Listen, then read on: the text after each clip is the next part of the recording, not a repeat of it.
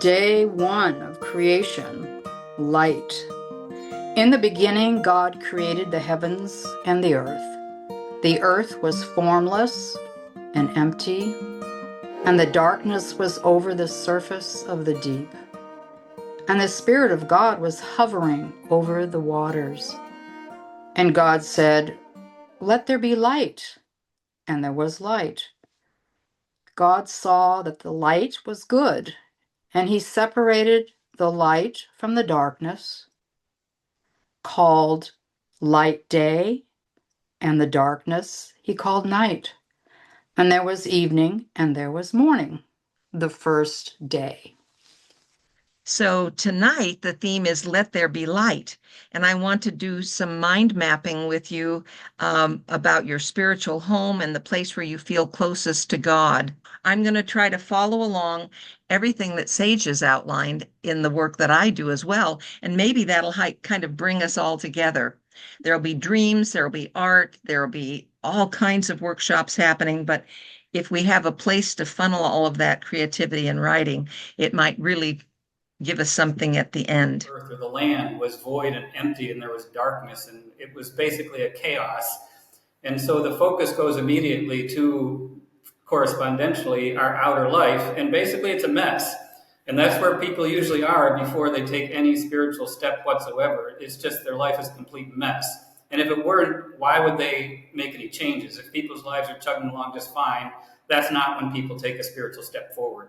They take a step forward, we take a step forward, because it applies to me just as much as anybody else. And I will say, Sage, by the way, you were talking about how we don't really do this on purpose. It just sort of happens. And, you know, God is the one in charge. And I can't remember ever saying, I think I'll take the next step in my spiritual journey. What happened instead was God kicked me in the butt and said, get out of there. You have to take your next step. Okay, I'll do it. That's how it's happened for me anyway. So, I mean, we start out and everything is just a complete mess. And it's different. The mess is different for different people. You know, some people it's psychological, some people it's financial, some people it's relationship or whatever. But I find that for the most part, when people come looking for something spiritual, it's because things just aren't working. And they've reached a point where everything is all a mess and they need something. And this is when God says, let there be light. You know, suddenly the light dawns, there's probably something better than what I've got right now. There's probably something better. I don't know what it is, but there's got to be something better. And then people start looking, because they have the idea that there's something more to life than eating, sleeping, drinking, having sex, whatever. There's more to it. There's something more to it. And so it's not clear, but there's a light coming in saying, okay, there's something more that I need to search for. And darkness is where we begin. We don't know anything. We are ignorant, and we actually have to be ignorant of the highest truth, which is that there is only God, for us to live. So there's a value and worth in even darkness. The light is that, wow, I'm in darkness. And when we're born, we are completely dependent on our caregivers for our survival. Babies, they don't sense a separateness between themselves and mother, right? So, or between themselves and anything, right? So it all is just an extension of us. And throughout that first year, that the awareness of some separateness grows. And then there is anxiety that kicks in, the fear that there's separateness here. And can I trust, my caregiver is going to be there for me and take care of me? Can I trust this environment around me that I have no idea what it is and what's going on? That kind of fall into this natural state of awareness, right? Like this external state of awareness. That's the beginning of the full development process. There's no form, there's no spiritual life, and so it feels like a void and emptiness, and you're primarily living from your own ego. It's about survival.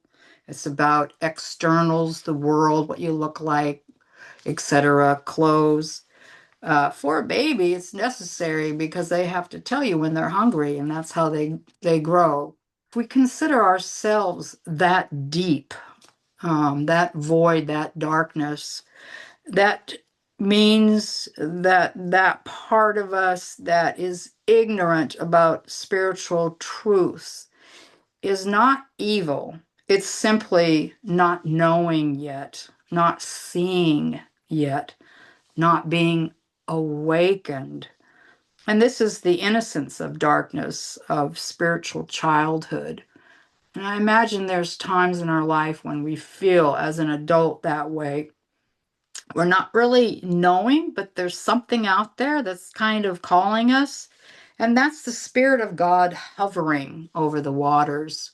If we're that deep waters and we're going through a time where we really don't get what's going on, but we feel kind of not quite balanced, divine mercy and love are quietly present for us. And the waters represent truths in the word that a person may not yet understand. And the Spirit hovering means God is gently preparing that person for awakening.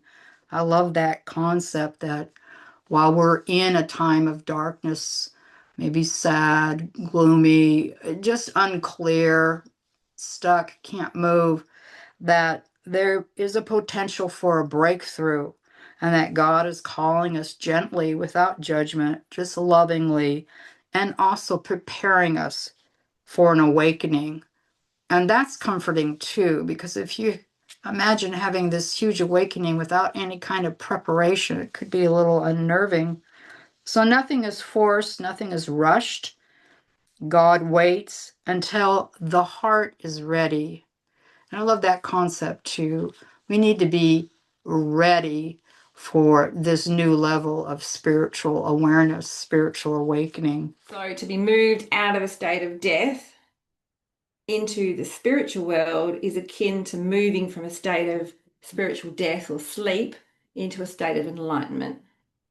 And that's a returning process that we go through. So it's a cycle. We're obviously going to be looking at it as a linear process, but I'd like you to just remind yourself that it's a cycle that happens every time a new truth is integrated into your life, or something new sparks in the darkness for you. We take it for granted that we call it the creation story. We think that these 7 days describe things being created. And it might seem like, well, of course they do. But I have loved playing with this idea that what if it's not anything being created, it's really just coming into awareness. So it's this awareness journey. So becoming aware of the truth of what is, building new inner relationships between yourself and your inner world, and between you and the divine. When something's there that you didn't realize was there before, it's just literally the lights going on. The creation piece, I think, is that there is this possibility of creating a new relationship. How are you going to be in relationship with what you're realizing is there? At first, the earth, to our perception at least, is formless. It seems formless. And as we continue through this journey, it will take on new dimensions. And it's really just like a newborn's vision, slowly developing the ability to take in what has always been around them. So that is a picture of our spiritual awakening. We're opening our inner spiritual senses and gaining clear internal sight. It really is true that the light that dawns on the first day of creation is something that you can sense and feel inside of yourself. And when you do, you're feeling the light and heat of the spiritual sun, of the divine's presence with us. So the first day and the first step is just realizing that that's even available to us. And then in all the subsequent days, it just gets deeper and more nuanced, and you get more agency in navigating your inner world. But it begins by just recognizing that inner light and warmth is real, and you can actually work with it firsthand. And that's what I'm going to help us all gain some confidence in doing. Creation does not begin with perfection. It begins with light, and light is enough to begin. May the gifts you share be graciously received, and may the gifts you give be lovingly accepted. And let it be so. Amen.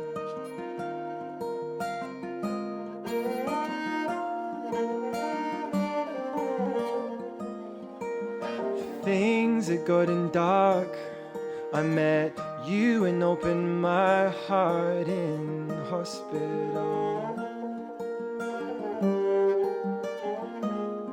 I said, come on, let's paint a picture of a couple out at sea.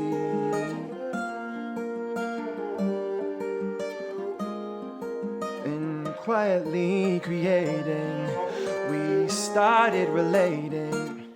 Let's shine a light, let's shine a light where everybody wants to go. Let's let it out, let's scream and shout, and let everybody see the glow. 'Cause you're the one I want to know.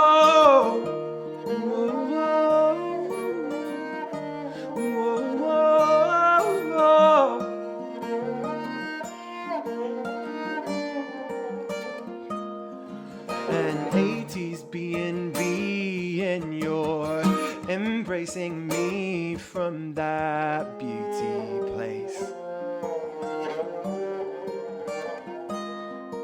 You are my signal that it is time to say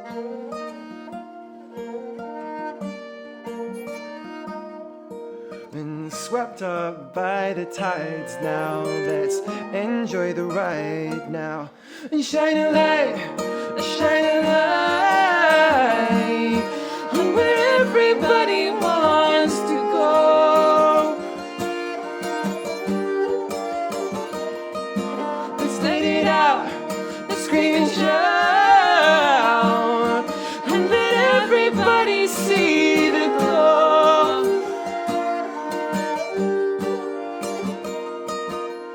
'Cause you're the one I want to know.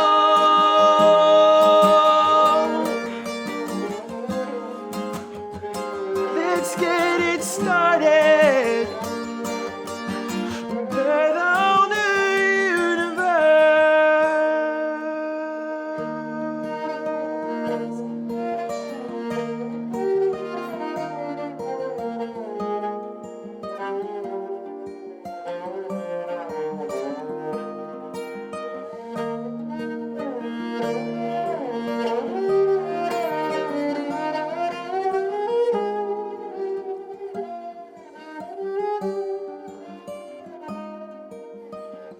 Let's build it in our homes. Let's start it tonight.